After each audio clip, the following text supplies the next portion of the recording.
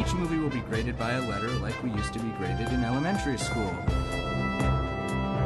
Now, I give this movie a solid B. Sex and the City 2. Hey, I like that. I'm kidding, I didn't like that at all. Good. In the theater with J and K. Alright, our next movie is The Walk, a Robert Zemeckis film starring Joseph Gordon-Levitt that retells the story of Philippe Petit, who was the man who hung a high wire between the Twin Towers in the 1970s. And that's it. The movie literally is... Really? The movie literally is the retelling of this guy who pretty much did probably one of the scariest things you can ever imagine a person willingly doing. I mean, hanging a high wire between the two tallest buildings in the world at the time is pretty unbelievable. And the film itself is unbelievable. And I mean that in a good way. Jesse, what?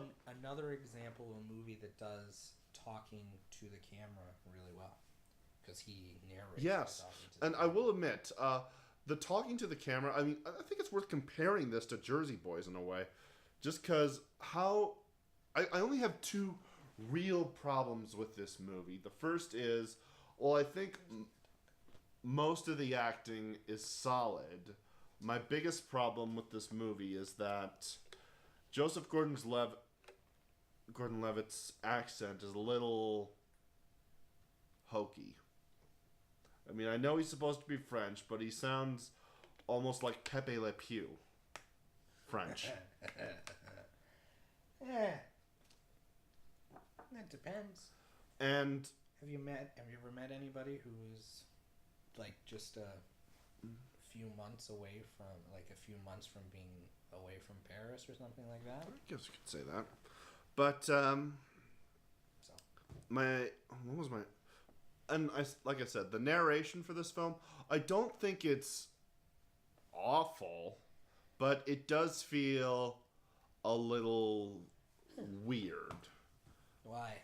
I don't know. Just the fact that this guy is just standing in front of the World Trade Centers on the Statue of Liberty, just retelling his whole story.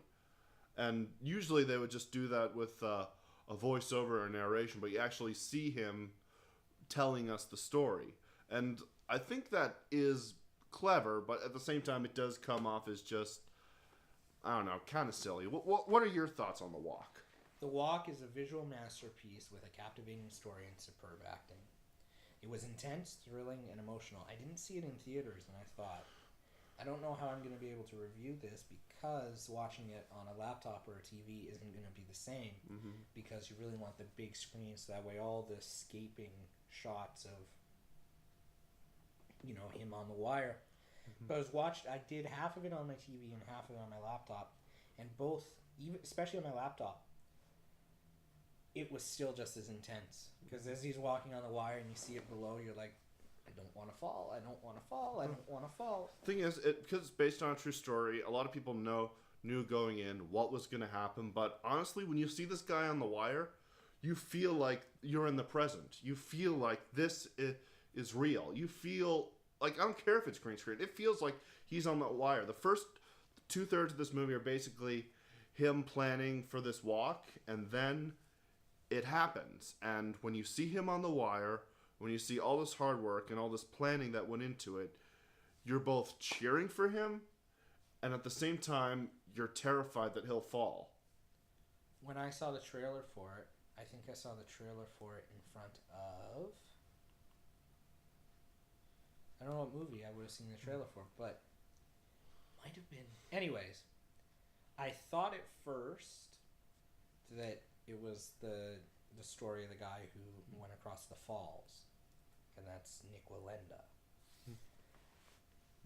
So I briefly Googled the name of the movie just to make sure if it was Nick Wallenda or not, and it wasn't, and it was, you know, Philippe. So as soon as I knew that it was, I'd actually never heard of him. So I erased all knowledge, even to this point. And it got so intense midway through the movie when he's on the wire. I'm like,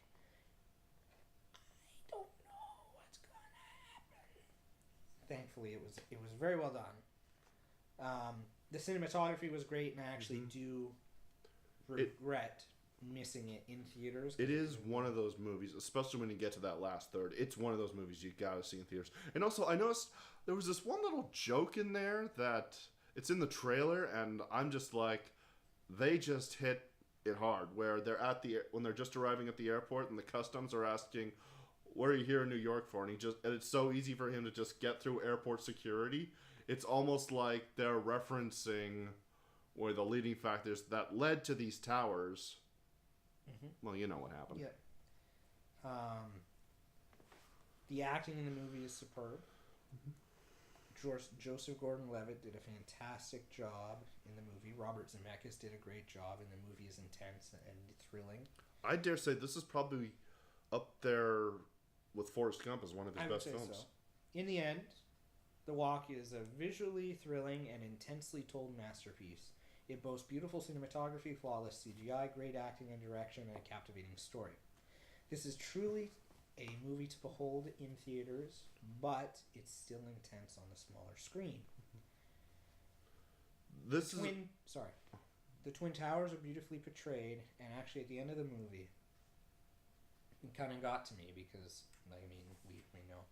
And he was talking about how when the towers were built, he was given a pass to always go up to the observation deck, and most of those passes expired, but the guy in charge wrote Lifetime, and the camera kind of pans away from Philippe, and it goes towards the towers, and you realize that scene is in there specifically to show the fact that lifetime ticket in about 28 years time. So. But what makes this movie good is just the size of it. It doesn't just come from the cinematography. It comes from the characters are big. The towers, my God, they're exactly like the original Twin Towers. And it's just like when James Cameron recreated the Titanic. You just feel the weight, the size of this whole movie. I think it's one of the best. I think it's going to fare good at the Oscars. And for me, this gets a solid A+. I'm proud to say that this is one of the best and most satisfying movie experiences of 2015. Regardless of whether or not you're watching on the small screen or the big screen. It'd be really amazing to see in the biggest IMAX theater. Oh, I really wish I didn't get the chance to see this in IMAX, but by God, if it gets re-released in IMAX, I'd pay double to see it. But again, A+ for me. What do you give it? A+ as well. It's probably the best movie on our list. We didn't really talk about Academy Award winners, but the official list doesn't come out yet. But also, there's one thing else. I love the way Robert Zemeckis directed this movie. And thinking about it, I would love it if he directed a Terry Fox biography. If he put the same effort and the same approach to do a retelling of one of our national heroes, Terry Fox, I think it would be a really engaging film. Right up there with Forrest Gump and this. What do you think of that? Forrest Gump and The Walk are something very, very...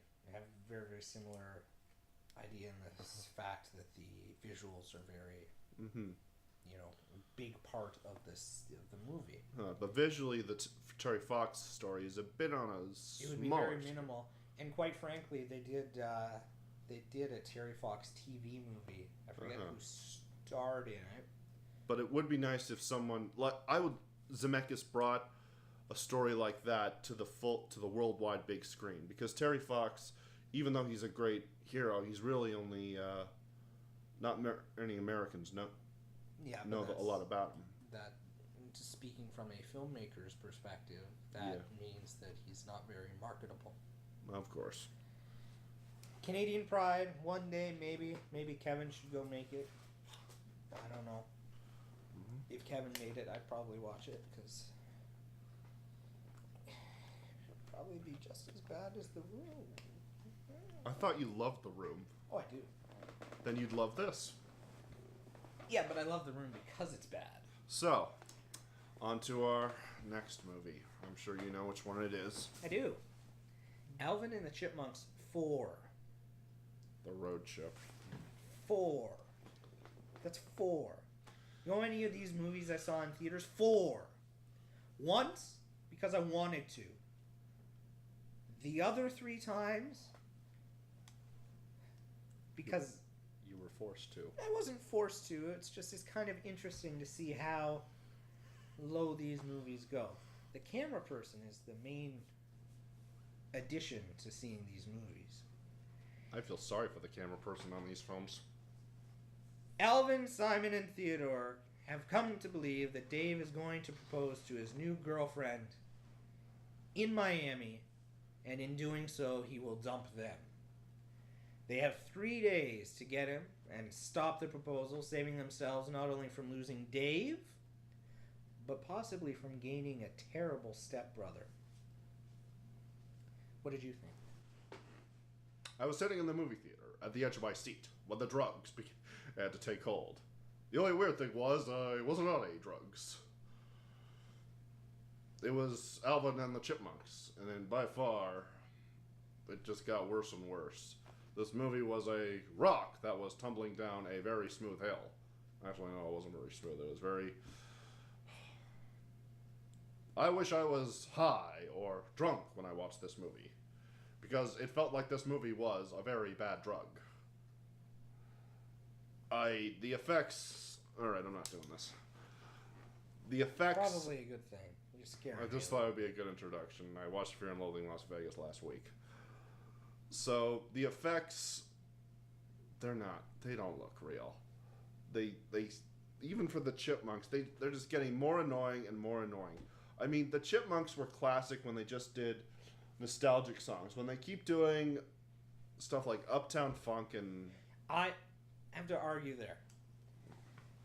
They did like the cover of I Like Big Butts.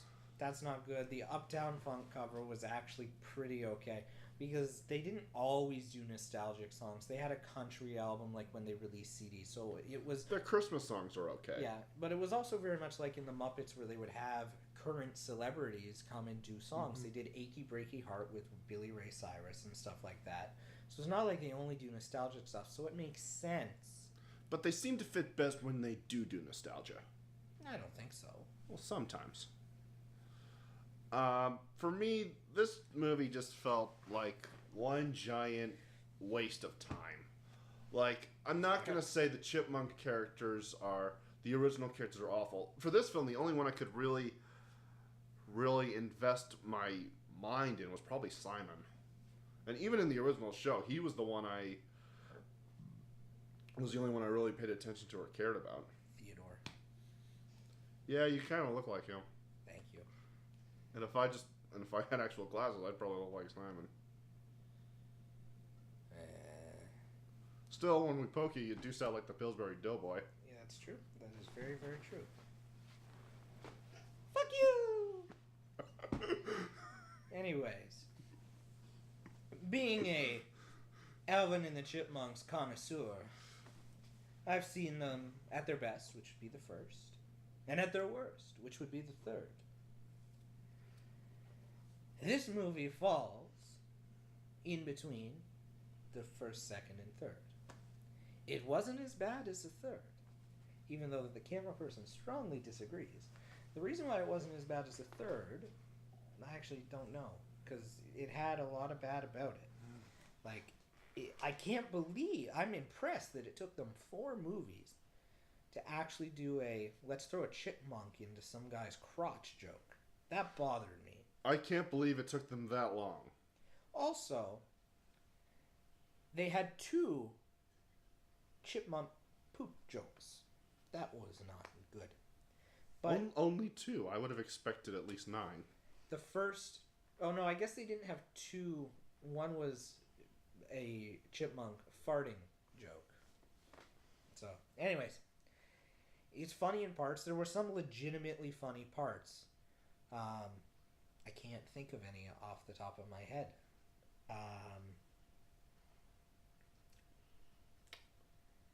I will say there was probably only one moment of this film. Oh, no. The thing that got me, I laughed really hard. Thank you, camera person. When they're about to leave the house and they replace themselves with squirrels. That was funny. The squirrels being all sleepy and sleeping on the table. It was cute. It was funny. And you knew that it was going to show up later. And at the end of the movie, when Dave's walking back, at first I forgot. Like, this is good. And then it was like, Oh, right. oh my God. They're probably awake by now. Bad jokes. Yeah, a lot of them. The chipmunk hitting the testicle joke, probably not good.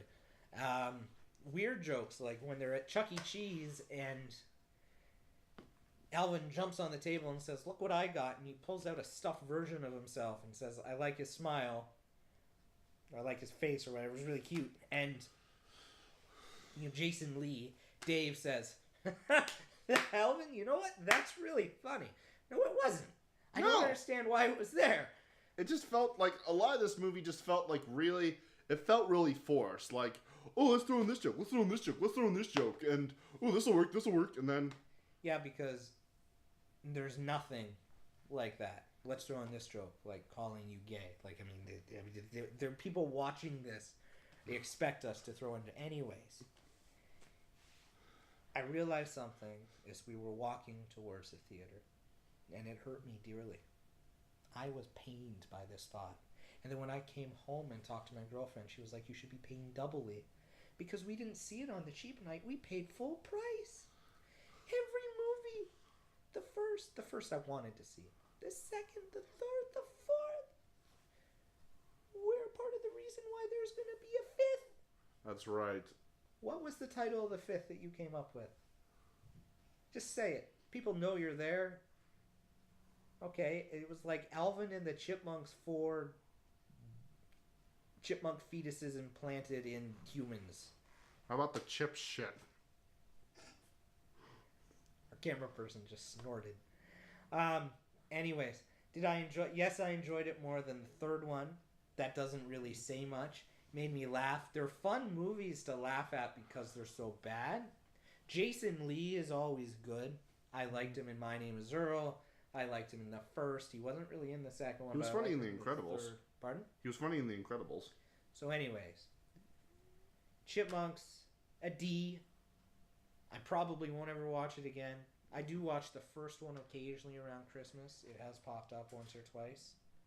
But I will probably not watch the fourth one again. What did you think? For me, I gotta give it a D-. It's just... So we kind of agree. It's just felt like a big waste of time. I mean, I'm not gonna say it's the worst movie based on a cartoon, because trust me, there are a lot worse movies based on cartoons. Like, there are a lot worse wastes of time.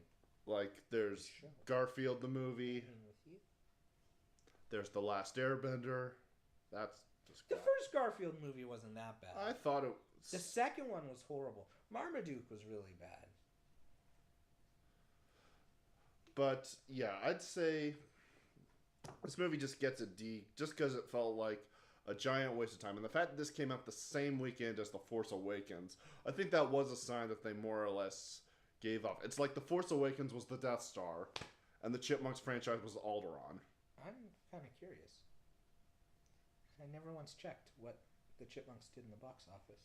I think it made about $68 million or something. Yeah, well, it depends on the budget, right? Alvin and the Chipmunks 4, the Road Chip. Oh my God, 17% on Rotten Tomatoes. Yeah.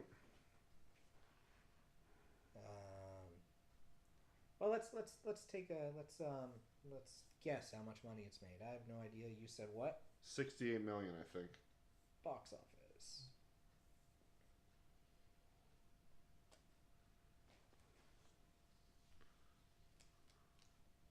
Its total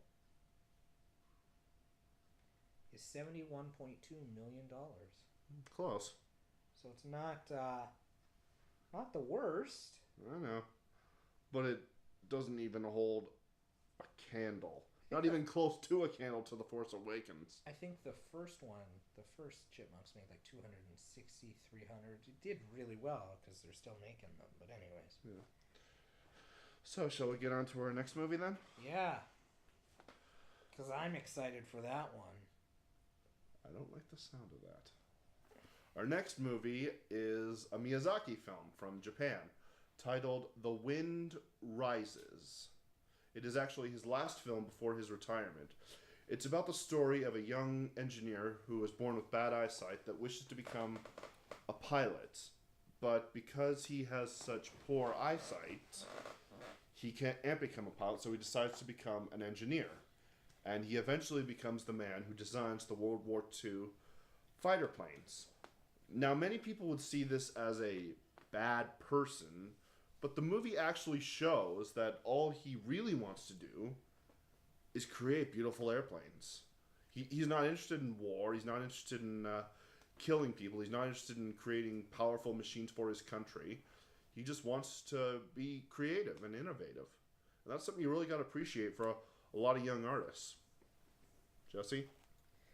Nothing against Miyazaki. My favorite one of his films, and nothing will ever dethrone it because I grew up with it, Kiki's Delivery Service.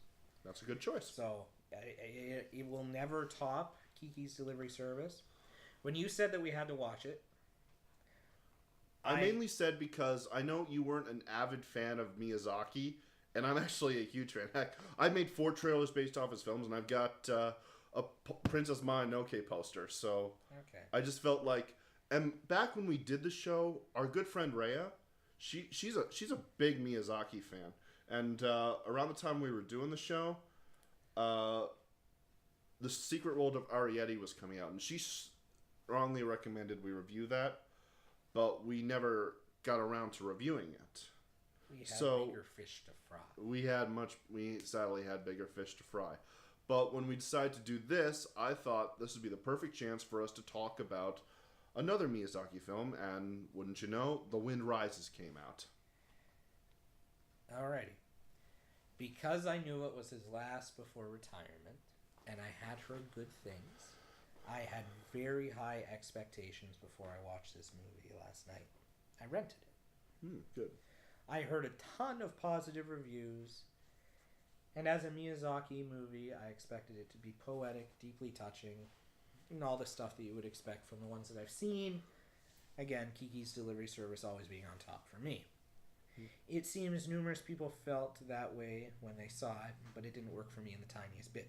The Wind Rises is very repetitive. I couldn't count the amount of train rides, plane crashes, dream flights with Caproni, unsubtle hints on the movie's maxim, and repetitions of this quite pretty melody that becomes extremely annoying by the 10th time it's repeated.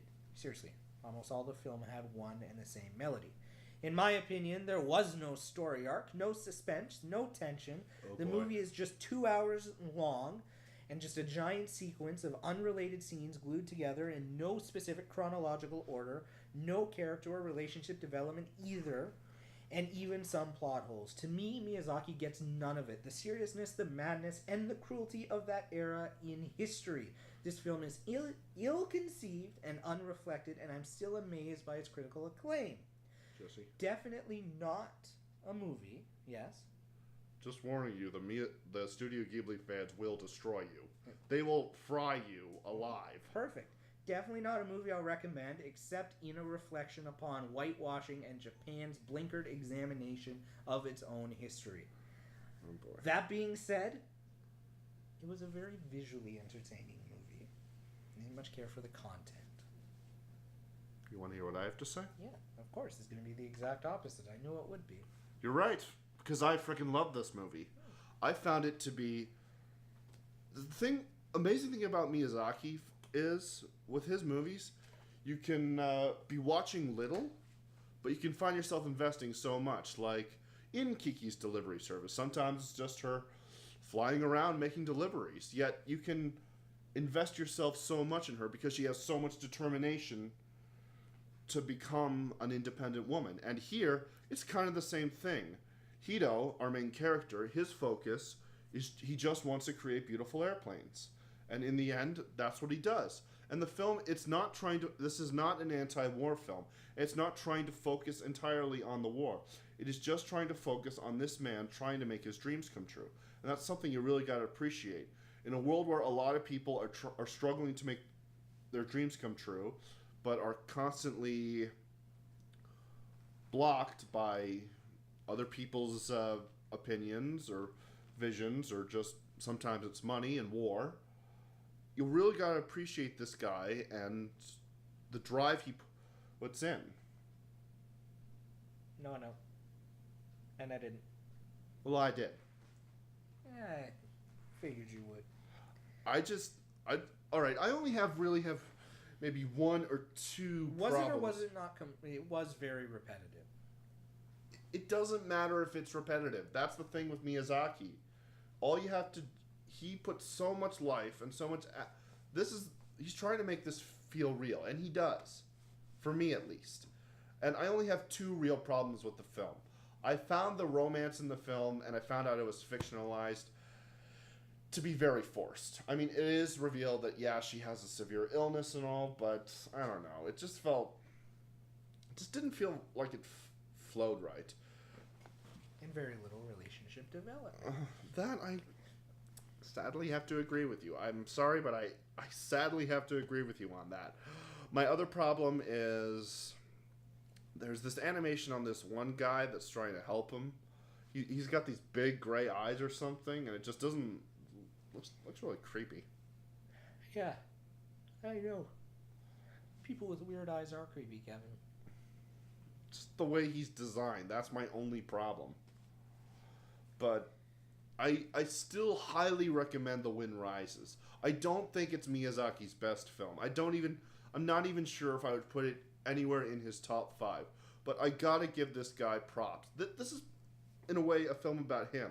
How he is trying to just put so much hard work and dedication into a rather underappreciated genre. If you like his work, and I'm not a giant fan, like I'm not gonna gush about him. As I said, it's visually, I can appreciate the visuals and everything, and the story in parts is okay. If you like his work, you'll probably like this movie. I grew up with Kiki's Delivery Service, so I have a sentimental touch to it. I haven't watched it in a while. Will I watch this movie again? No. Probably not. Maybe. But probably not. And I don't feel like I'm going to miss much by not watching it. Like I said, Miyazaki films, you don't need to be watching much, but you can find yourself so invested. Like with Spirited Away, there's this Spirited Away was very good. Spirited Away is freaking unbelievable. But with Spirited Away, there's this one scene where she and the character No Face are traveling on a train to visit the Good Witch, and that's pretty much it. It's just the two of them traveling on a train, and you could more or less cut it from the film altogether, but it adds an unbelievable level of depth and atmosphere to this film. Like I said, scenes. That's the thing with Miyazaki films. Some of them you could say it's got a lot of filler, and some of it could be cut out.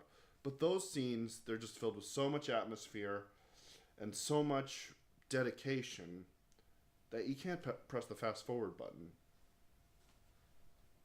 Well, I can. I had to watch it last night, and then I had to watch The Walk. So, I mean, I didn't fast forward through it, but I probably could have. I was up till 6 a.m., Kevin. But still, I strongly recommend, if you're a Miyazaki fan, if you're an animation fan, check out The Wind Rises. I think it's well worth your time, and like I said, I don't think it's in Miyazaki's top 5, but I think it's a good send-off to his career. A for me. If you like Miyazaki, that's fine. If you're an animation fan, that's fine. See it. If you like Miyazaki, see it. That's fine. If you're a good movie fan, stay away. Just saying. D, we'll move on. You realize the fans will kill you. All 7 of them. All 7? What a story, Jesse. Actually, it's more like 7 million. 7 million. I'm talking about fans of our show. People love Miyazaki. That's great. All right. That's awesome. You know what else people like? What? Drugs. That doesn't make them legal. All right. What is For our? you, I can make an exception. You'd probably be a little bit better if you, smoked a little bit of The wacky tobacco. the wacky tobacco, the reefer, whatever you want to call it, the pot. What is our the next movie? Marijuana. I would be very terrified of you on cocaine. That's for sure. But you're no Scarface. But our next movie is The Martian, starring Matt Damon. During a storm on Mars, the astronaut Mark Watney is hit by an antenna and presumed dead by his captain and crew. Captain Melissa Lewis seeks him out and decides to departure. We later find out that he has survived and find out that they have left enough supplies that he is able to supply or survive for a short period of time. Meanwhile, NASA and the scientists find that Mark is alive and they try at any cost to bring him back to Earth while also figuring out whether or not they're going to tell the crew that abandoned him. What did you think? Well, I just watched it last night. Okay. And I liked it. I didn't think it was anything that's going to go down in history as one of the best films ever made. But I still enjoyed it. I mean, it's kind of like Castaways, but in space. Okay. I liked Matt Damon's performance. I wish there was more Jeff Daniels in this, because when I watch him, it's like I'm watching his show, The Newsroom, just because how he's so critical and so open about his opinions, whether they be right or wrong. You got to appreciate him for what he has to say. I like how visually interesting it is, even though it is pretty much a red planet. But I like how it feels like the film makes you feel like it's actually set on Mars. Like, literally. You feel like this guy's on Mars. You do. They did a very good job with that. Really, for me, it's a mix of Gravity, Castaway, and Apollo 13. But it also tries to be funny and groovy like Guardians of the Galaxy. Oh, yeah. Sometimes. You've got The Martian, this movie. Really, there's not that much bad. You said it looks like Mars. It does. They depict Mars very, very well. My issue is the length. Oh, yeah. That's one major thing. It's 141 minutes, which for me is about 20 minutes too long, maybe 30. There were too many mentions of the disco music, which was funny, but it did get annoying. I actually thought it started out annoying, but then it just got funnier, especially right at the end. And I agree. Like, the film does feel like it drags a bit, and I actually maybe would have liked it better if a distress call wasn't made till maybe midway through the film. Like, it happens about 1/4 of the way through, but I feel like it would have been heavier if the first whole half of this movie was focused on him trying to survive on Mars. It's a subjective thought. Matt Damon did a good job. Yeah, I agree with that. And I think except for one time, and you may not have seen it if you're watching it on your computer. They showed a body double, and it was very noticeable that it was a body double, and that bothered me. And I don't know why it bothered me. I think it was because it was just so noticeable. But other than that, it was okay. Everybody did a very good job. it's a movie I think Ridley Scott and the whole cast and crew should be proud of. Who? You said Ridley Scott. Ridley Scott. Ridley Scott. Ridley Scott. You didn't know his name. I'm mispronunciation. Okay. Well, sorry, Kevin. Let's move on. Sorry, Jenna. That's a misspelling. Chisa. A lot of the characters were good. The storytelling was fine, but there were some unnecessary characters along the way. But it was very well done. It was suspenseful. It was very good. You got to see Mars. You got to see what Mars would look like. So we say, And you also got some cool space shots, but I think you have to save the space shots for the next movie. I would give The Martian, an A as well. We've had lots of A's today. I give it just an A-. They could have cut it down a little bit more, but I agree with most of the points you've made on The Martian. I think it's a solid film, but it could have been cut down a bit more. I'd say it could have been 20 minutes shorter. Well, 9 down, 1 to go, and I think we all know what the next movie is. You want to know a behind-the-scenes secret? We've been recording this for 7 hours. I'm tired. I want to go home. This is my home, but I want to go home. Anyways. He wants me to get the hell out of here. I'd be okay with doing dinner with you, but apparently your girly digestive system can't eat Chinese food. Well, there is only one movie left, and I think most people know which one it is. The Room 2, Electric Boogaloo. Actually, I think it's called Front Door Jesse 6.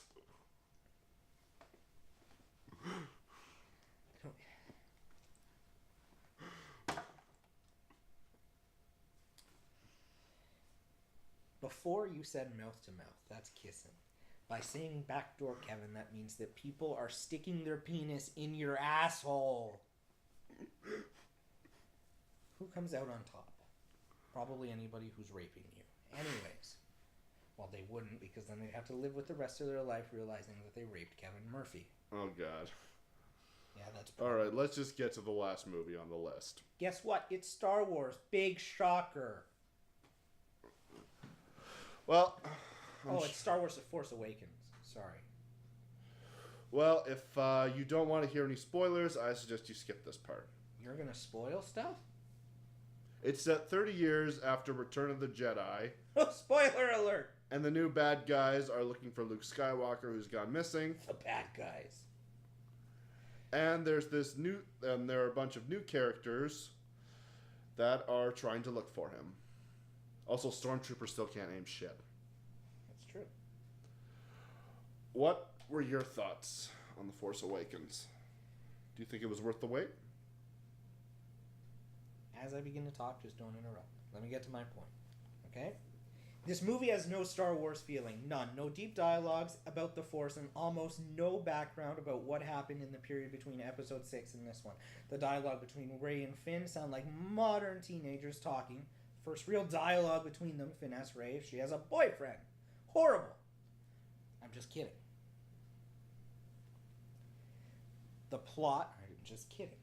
The plot, however, is very simple. There's nothing new, and everything seems to be recycled from the original trilogy. The Empire, la-da-da, Tatooine, etc., etc. I think that this is what is going to make people either love or hate this movie. If you're waiting for something fresh, you didn't get it. Wasn't really that fresh. But if you, as me, wanted to remember of the good, the great of the Star Wars days, you'll probably like it. But I do have bad things. But what did you think? My thoughts on The Force Awakens were... It was well worth the wait. I've been waiting for about 10 years to see a new Star Wars movie. And after having to sit through all the bad dialogue and racist moments in the prequels, this actually felt like the Star Wars movie I wanted to see back in 1999. This felt like what The Phantom Menace should or could have been. Yeah. I like all the new characters. I like the new character Finn. I like that they're actually giving a stormtrooper some personality. I'm very interested and intrigued by Rey. I want to know, like the way they end it, I want to know who she is, and I want to know where they're going to go with her. I want to see her and Luke interact. And all the characters that are back from the original film, they're great as well. Han's back, and he's great. Chewie's back, and he's great. Leia's back. She's not as sexy as she used to be, but she's still great. Wow. You might get in trouble for that. There was such a big thing about that. But anyways. But visually, I still found it very interesting. It felt like a new Star Wars movie. But I'm probably going to have to address the Rancor in the room. It's not him. Or me. There's lots of good. But my biggest problem is, and you brought it up as well, and a few people, and other critics have brought it up as well, the plot feels recycled. More recycled. Or at least the starting point. No, I say it's almost it's more recycled than say Jurassic World was to Jurassic Park. But my biggest problem is basically a droid carries a secret. The bad guys want that to destroy that secret. The good guys have to protect that droid. That's pretty much what happens both in this movie and in A New Hope. But there is a lot of good. There's amazing new characters. The effects were great. The Force is shown very well. Mm-hmm. The Force is strong in The Force Awakens. BB-8. That was cute. You can't not like BB-8. No Jar Jar Binks. Thank God. And it does promise. You like Jar Jar Binks? Well, now we know that our camera person is officially mentally handicapped. And it does promise a good sequel. But there is a lot of bad. The events are taken way too fast. I mean, the weapon they used destroyed 4 planets, and no one talks about it in the entire movie. It just shows, and no one's like, well, shit! 4 planets. No, whatever. And one of them looked heavily populated. The presentation of the new Death Star, and that's basically what it is. It is the new Death Star. Wow, it destroyed 4 planets, and now we Starkiller destroy 8 or something? I understand what JJ wanted to do. He likes to reimagine stuff. I mean, in 30 years, a lot has happened, but I wanted a little bit more explanations. Maybe that's what episode 8 is going to be for. If somebody came to me, and I mean, I'm not J.J. Abrams, but if somebody came to me and said, would you direct the next Star Wars movie? First off, I'd be like, get out of my apartment. Where the hell did you find me? I'd be like, no.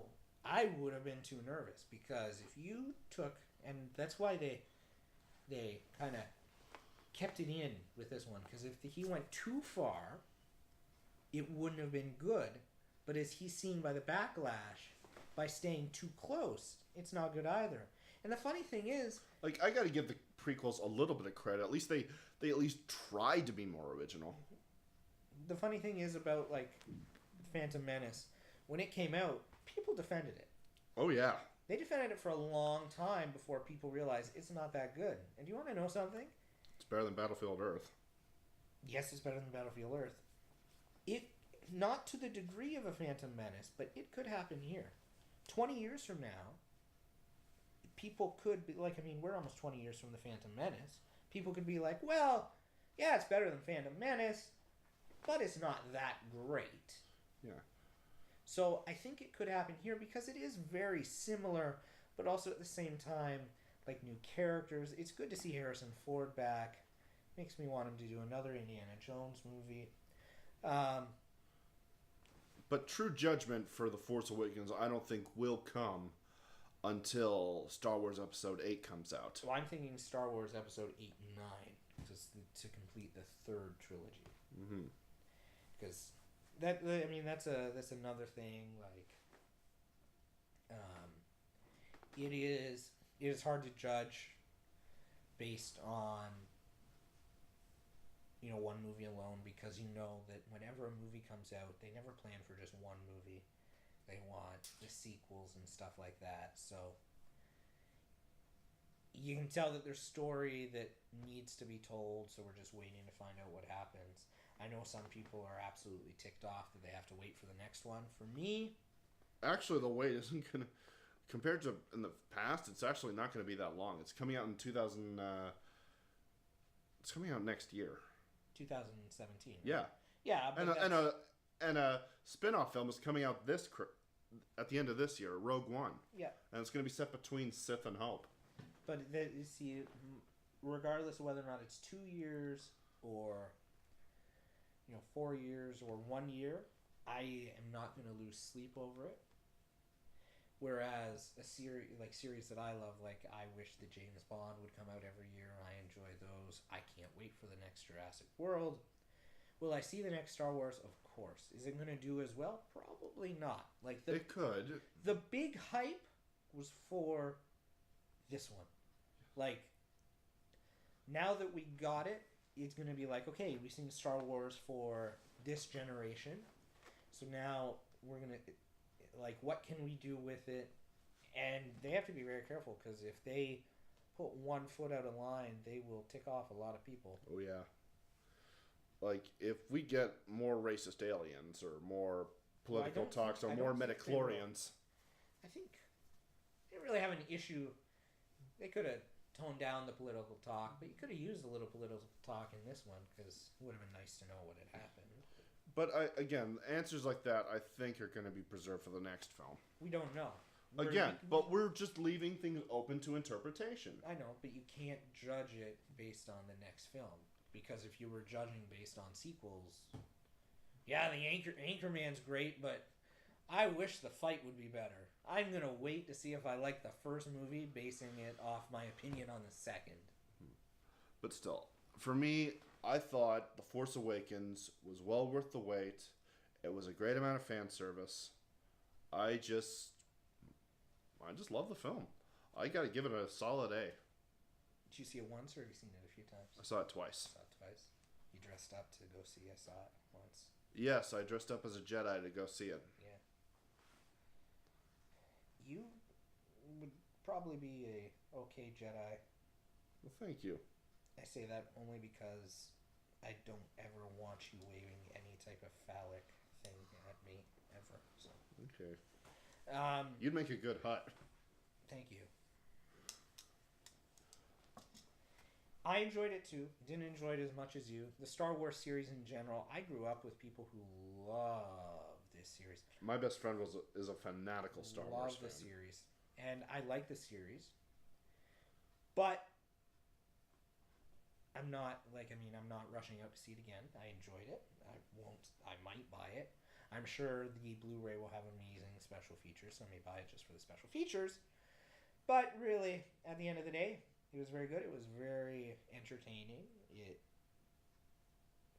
So I will give it an A-, just based on the fact that they did make one that wasn't horrible. And hopefully they continue, because if they do screw up and the second one is under par compared to this one, people are going to jump ship. Well, only the future will tell.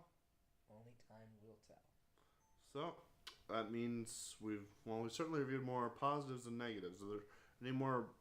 You said you briefly wanted to talk about Spectre, because I haven't seen it yet. Well, gee, I'm surprised you didn't. Obviously, you don't like spy stuff, because you didn't see Mission Impossible either. Did you see The Man from U.N.C.L.E.? No. So, you don't like spy stuff at all. You're really like the number one person for liking spy stuff, because, beautiful women, beautiful gadgets, good cars. It makes, life seem a lot better than working in a paper plant, eh? Do you want me to say turtle again? Sure. Turtle! There you go. The Master of Disguise is an amazing piece of art. That's great. You keep saying that, and people are just going to know exactly what type of person you are. Oh, God. Spectre was fantastic. Very well acted. The only thing that bothered me really about the movie was at the beginning of the movie, there's a helicopter fight, and it was a very, very, very, very, very dangerous helicopter fight for civilians, and it seems very un-James Bondish. They don't know if Daniel Craig is going to return, but if he doesn't, it makes a great trilogy of James Bond films, as long as you don't include Quantum of Solace in that list. But overall, Daniel Craig has done really well. Still love the series. I have them all. So, every single one of them. So I would give Spectre an A+ as well. I enjoyed it, and it will.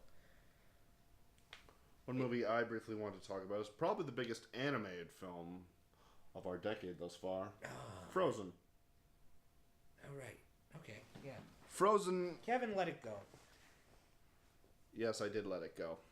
I know it stinks in here. And I'm proud of it. I wouldn't be. Chlamydia is a horrible thing, Kevin. Frozen is... It's just really good. When I first heard when I heard the early reviews that say it's the best animated film since The Lion King, I was reacting like, that is a lot to buy, That is a lot to buy. So all right, if they're gonna make a claim like this that it's as good as The Lion King, I gotta see it to believe it. So I saw it, and when I first saw it, I thought, it's okay. Then I saw it a second time, and I was like, wow, this is amazing. The characters all feel updated, but not in a modern way. They feel like they're part of a Disney fairy tale, but they still feel very down to earth, very human. And the twist at the end, not to give it away, although I'm sure everyone's seen it, is actually a very clever twist. So I like the songs. I love the animation. I just think Frozen is one of Disney's best works in years. I don't think it's up in the same league as, say, The Lion King or Fantasia, but I still think it's really worth checking out if you somehow have not seen it. I saw it in theaters. A. Sorry, he gave it an A. I interrupted.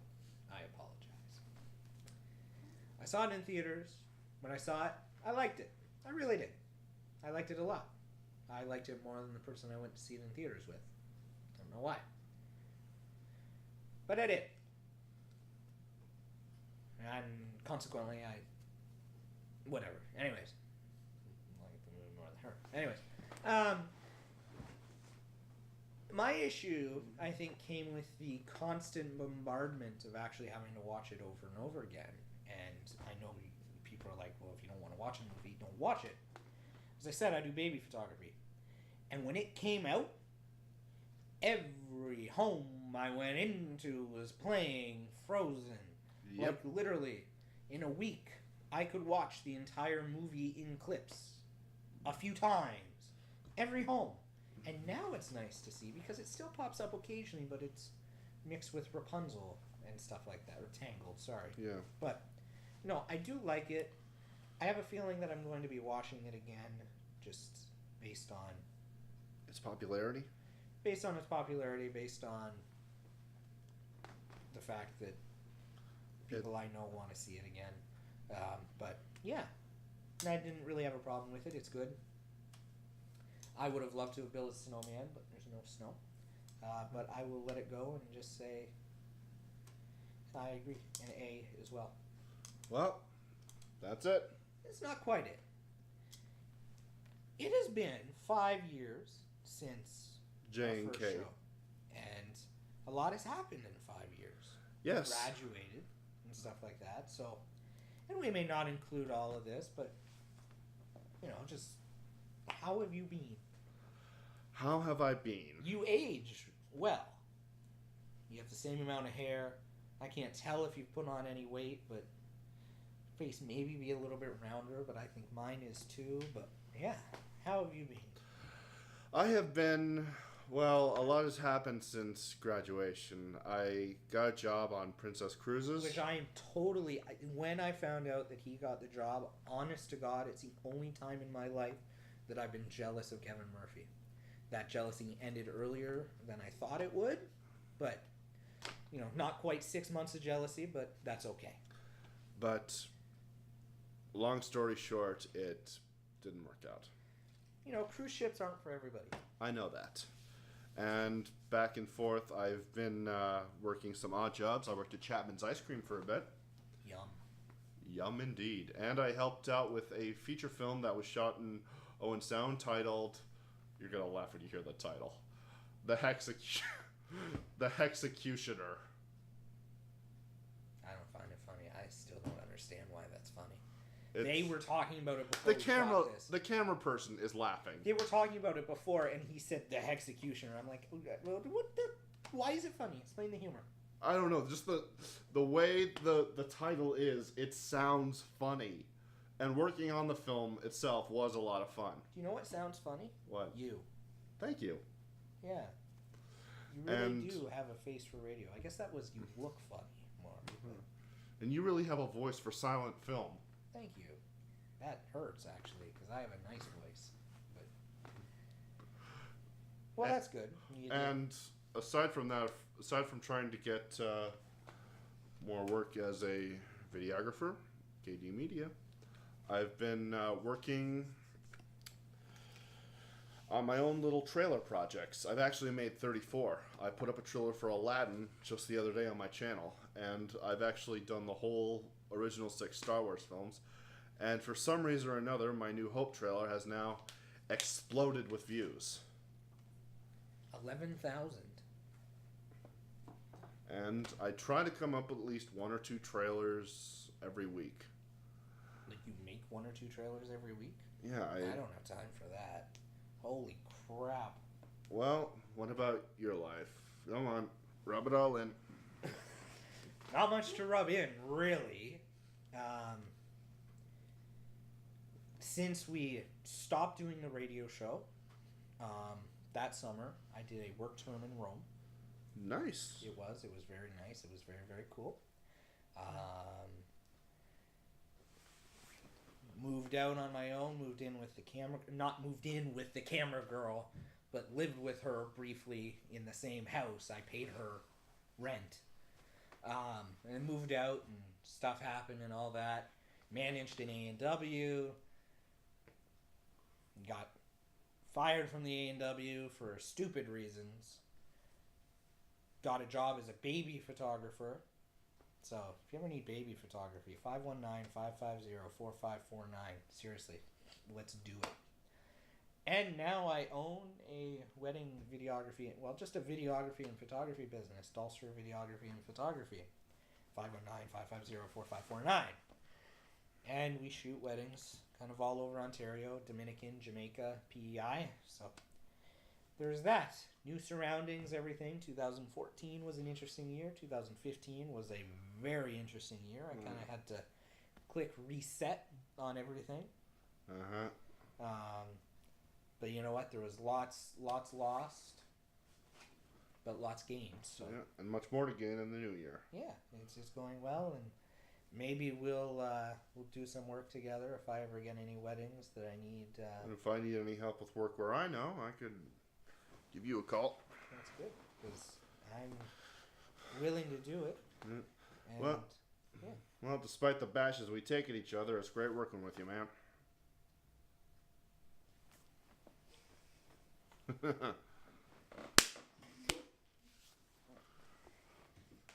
I will admit, I was thinking last night, do I really want to do this? But I had already came all the way. I know that, but I was thinking about it before I gave you my address, and I could have just ignored you.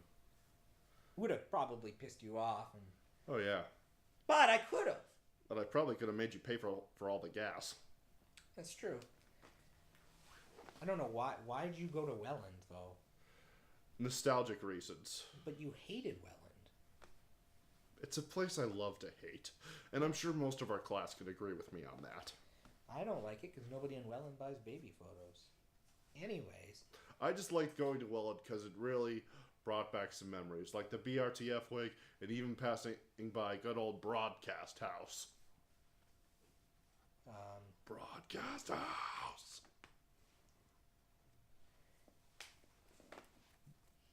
Is that 251 Woodlawn? Is that the one you were talking about? Which one was the Broadcast House? The big party house we all... 251 Woodlawn.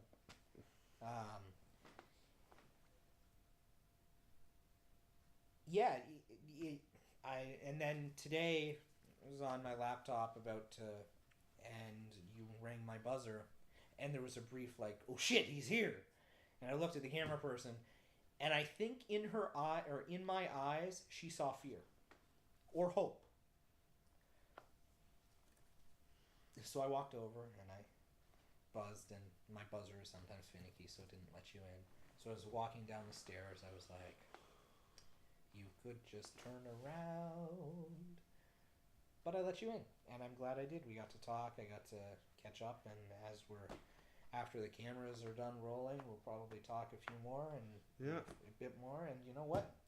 I would gladly do this every 5 years. I think every 1 year might be a bit much, because, I'm still trying to get over 3 seasons of radio shows with you. Yeah.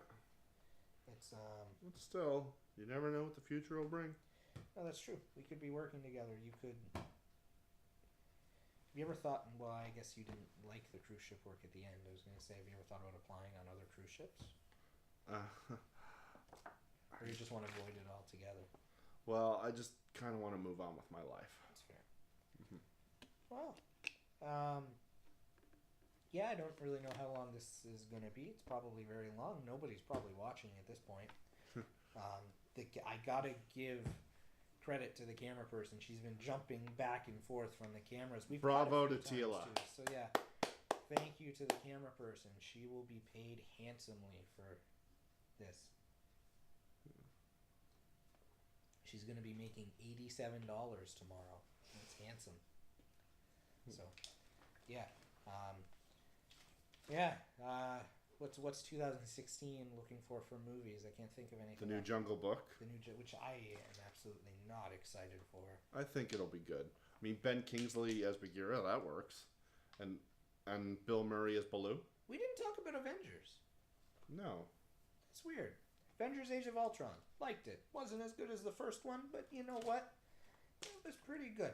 Looking forward to Captain America. They Same say here. Spider-Man's going to appear in that one. I think Ultron was good. Not as good as the first Avengers, but it's getting me hyped up for more Marvel Cinematic Universe. Yeah, well, that's good.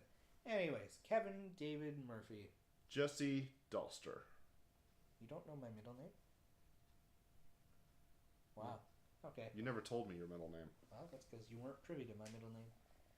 Kevin David Murphy of... Walkerton, Ontario. Yes.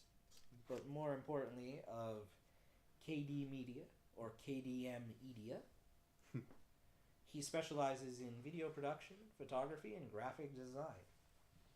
He is from Walkerton, the city of bad water. Please don't bring that up. It has been great to see you again, and I mentioned him, so Dulster Videography and Photography, and Seaway Mall Cineplex. Ladies and gentlemen, thank That you is where very we much. saw all the movies for our original show. Yes, and we're still paying them off in references. Yeah, ladies and gentlemen, this has been Jesse and Kevin, or the J and K, on In the Theater with J and K, on our first Video physical thing. appearance. Yeah, forget. Camera adds 10 pounds. We're fine. This is in Jesse's living room with J and K. Maybe the next one will be in Kevin's living room. I don't want to drink bad water. So long. Adios.